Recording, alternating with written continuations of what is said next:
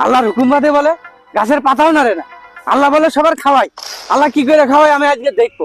আজকে আমি গাছের মাথায় উঠে বসে দেখবো আল্লাহ কি করে আমার খাওয়াই, আমি সেটা দেখবো আজকে।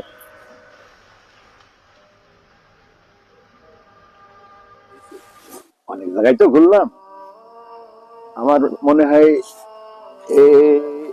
এই জায়গাটা খুব ভালো হবে। তো ঠিক আছে, এখানেই রান্না বাড়া শুরু করো। হ্যাঁ, আচ্ছা ঠিক আছে, তাহলে আমরা এখানে বসে কাজ শুরু করব। আরে আমি এখানে বসে রয়েছি আর ওরা এই গাছের নিচেই আসলো। গাছে একটা ছেলে বসে আছে দেখছি। কি গো বাবাজি, তুমি উপরে কেন? নেমে এসো, নেমে এসো, আমাদের এখানে রান্না বাড়া হচ্ছে, একসঙ্গে খাবো। এসো বাবা। না না, আমি আজকে খাবো না। আল্লাহ বলে সবার খাওয়াই, আমার কি করে আজকে আল্লাহ আমার খাওয়াই আমি দেখবো। আমি গাছের মাথায় বসে থাকবো, আমি দেখতে চাই আল্লাহ কি করে খাওয়াই সবার।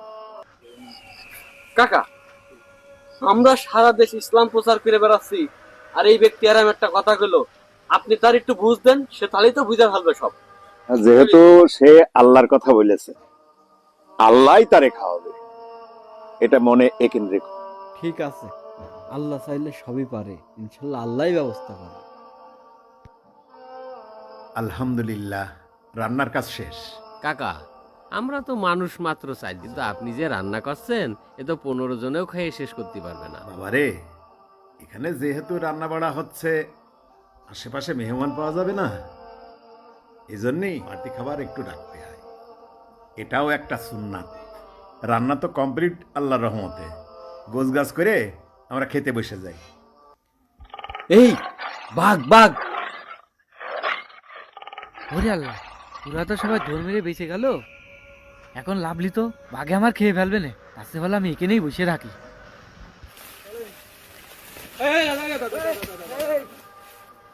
এই এটা খাবারের গান আছে।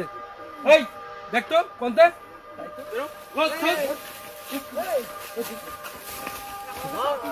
আল্লাহ রে, এই ডাকাতির দল তো আমার দেখলি মেরে ফেলবে না, তার চেয়ে ভালো আমি এখানে পলিয়েই থাকি। সাদার আসতে দেখেন তো আসছে। কিরে, খাবার এখানে রান্না, এ তো মনে হচ্ছে কোনো কেউ না কেউ এখানে আছে।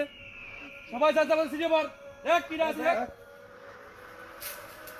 উস্তাদ, এই যে পাইছি গাছে বসে রয়েছে, এতে চলে আসেন। এই গাছেতে নাম, গাছেতে নেমে আয়। না, আমি আজকে লাগবো না। এই তুই নামবি না মানে? এই সবাই মিলে গাছ কাট, ওর গাছ কেটে লাবা। আচ্ছা আচ্ছা, আমি লাভজি লাভজি। এই এখানে খাবার রান্না করা, তো সাথের আর লোক কই বল। সর্দার, আমি কিছু জানি না, একদল মুসাফির আসছিল, ওরা এইসব রান্না করেছে। ওরা বাঘের গর্জন শুনে পলিয়েছে, আর আমি গাছের মাথায় বসেছিলাম। না না না না না, তুই মিশাতে বলছিস। আমরা এই পথে প্রতিদিন যাতায়াত করি, তুই নিশ্চয় এই খাবারে বিষ মিশাইছিস। বিষ মিশিয়ে আমাকে মারার প্ল্যান করছিস। এদিকে আয়, তুই আগে খা। শুধু এই খাবার না, আজকে আমি কোনো খাবারই খাবো না। এই তুই খাবি না মানে? এই বাবুল, এই পাপ্পু, ওর ধরে ওর খাওয়া। খাবি না মানে?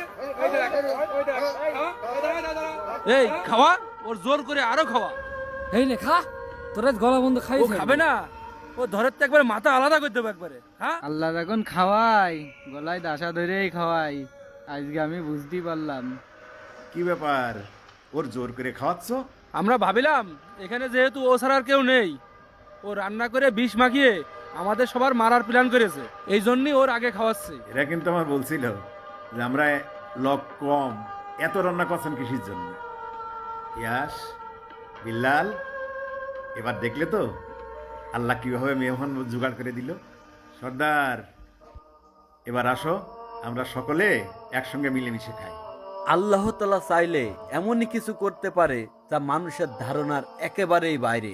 এজন্য আল্লাহ তাআলার প্রতি আমাদের এমন বিশ্বাস থাকা দরকার যে বিশ্বাসে বিন্দু পরিমাণ ছিদ্র থাকবে না। আল্লাহ তাআলা আমাদের সকলকে বুঝে আমল করার তৌফিক দান করুক। আল্লাহুম্মা আমিন।